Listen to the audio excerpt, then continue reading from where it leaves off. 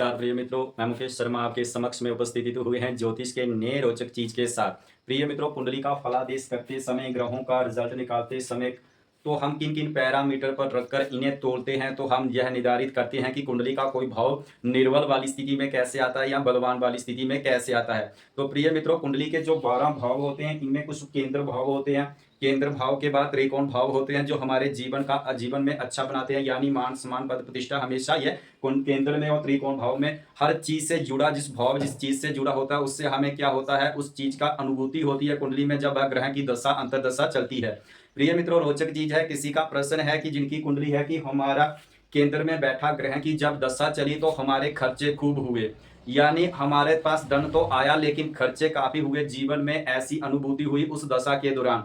ऐसा मान के चलिए प्रिय मित्रों, केंद्र में कोई ग्रह बैठा हुआ है, जैसे इनकी कुंडली थी तो कुंडली में बृहस्पति कहाँ बैठे हुए थे, गुरु महाराज 10वें भाव पर बैठे हुए थे। तो कुंडली में गुरु की दशा चली, गुरु केंद्र में हो, अगर प्रिय मित्रों अकारक होकर केंद्र में बैठेगा गुरु तो अच्छा फल देता है, अगर कारक होकर बैठेगा तो फल को कमजोर कर देता है। जैसे भावों का स्वामी, जैसे मान लीजिए कि बृहस्पति केंद्राधिपति दोष लगता है, अगर कुंडली में केंद्र के 2 भावों का स्वामी हो और केंद्र में बैठा हो तो इसमें क्या हो जाता है, केंद्राधिपति दोष लग जाता है।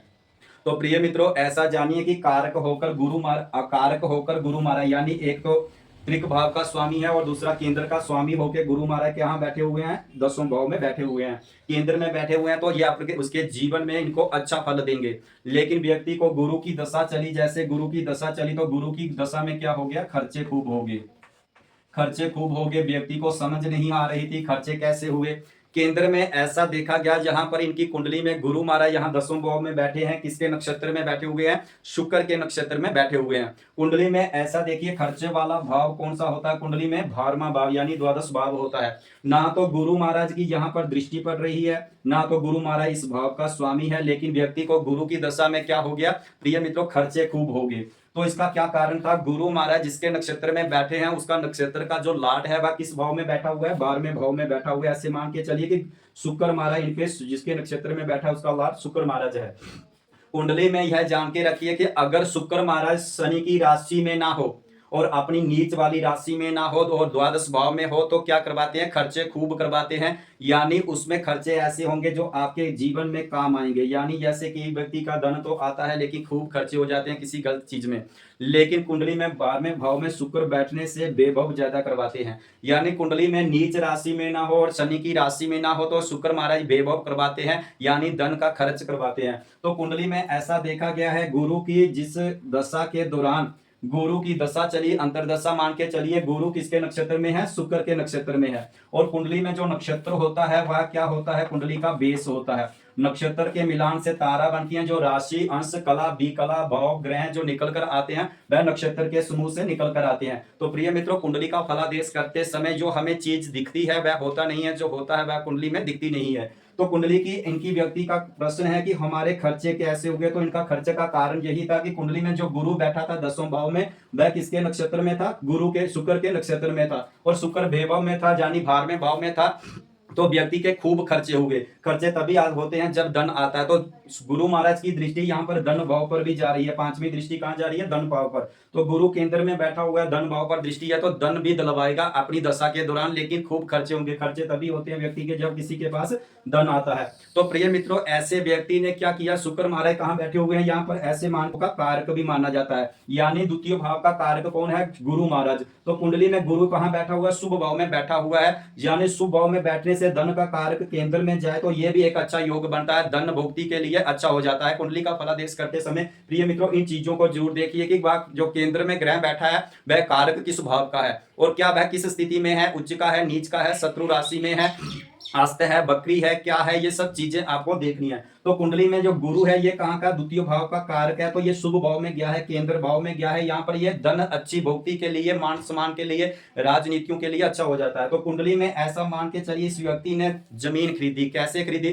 क्योंकि गुरु शुक्र जो कुंडली में 12वें भाव में बैठा हुआ है ये क्या है, चतुर्थ भाव का स्वामी है, यानी चतुर्थ भाव का स्वामी भी है, और कुंडली में शुक्र महाराज लाभ भाव का स्वामी है, और लाभ भाव से क्या देखा जाता है, यहाँ पर मनोकामना सिद्धि होती है, हर प्रकार की कामना को सिद्धि करने वाला बड़े भाई बहन का भाव होता है। यहाँ से जो व्यक्ति चाहता है वह यहाँ से प्राप्त होता है लाभ भाव से। तो कुंडली में त्रयंत्र में बैठा दीजिए कि शुक्र चतुर्थ भाव का स्वामी होकर एकादश भाव का स्वामी होकर कहाँ बैठा हुआ है, बेभव में बैठा हुआ है। चतुर्थ भाव किसका होता है, भूमि भवन मकान का होता है। तो व्यक्ति घर से बाहर रहकर या घर से बाहर जाकर मकान खरीद सकता है, भूमि खरीद सकता है, यानी जमीन खरीद सकता है, गाड़ी खरीद सकता है, क्योंकि गुरु कहाँ बैठा है, शुक्र कहाँ बैठा हुआ है, बेभव में बैठा हुआ है, स्वामी होकर चतुर्थ भाव का और एकादश भाव का ये बैठा हुआ है बेभव में। गुरु की दृष्टि भी सातवीं चतुर्थ भाव पर पड़ रही है। तो व्यक्ति ने जमीन खरीद ली, गाड़ी खरीद ली, धन का काफी खर्च होगा।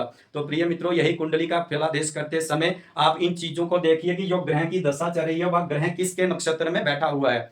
जैसे यहाँ पर गुरु की दशा चली तो व्यक्ति को खूब खर्चे हो गए। खर्चे तो तभी होते हैं जब धन आता है, तो धन भी आया और धन के साथ साथ व्यक्ति ने जमीन भी खरीद ली घर से बाहर रह के। और शुक्र महाराज जिसके नक्षत्र में बैठा हुआ ये बेभव भाव में है, और शुक्र यहाँ का एकादश का भाव है, यानी मनोकामना पूर्णी, मनोकामना सिद्धि करने वाला भाव होता है एकादश। यहाँ हर प्रकार का सुख साधना, आय की साधना देखी जाती है, तो यहीं का भी स्वामी है। प्रिय मित्रों, कुंडली में फलादेश करते समय आपने क्या देखना है, जिस ग्रह की दशा चल रही है उस दशा में जिसके नक्षत्र में बैठा है उस नक्षत्र का जो लाट है कहाँ बैठा है, ये चीज आपने देखनी है, वह कहां बैठा है और कहां का स्वामी है।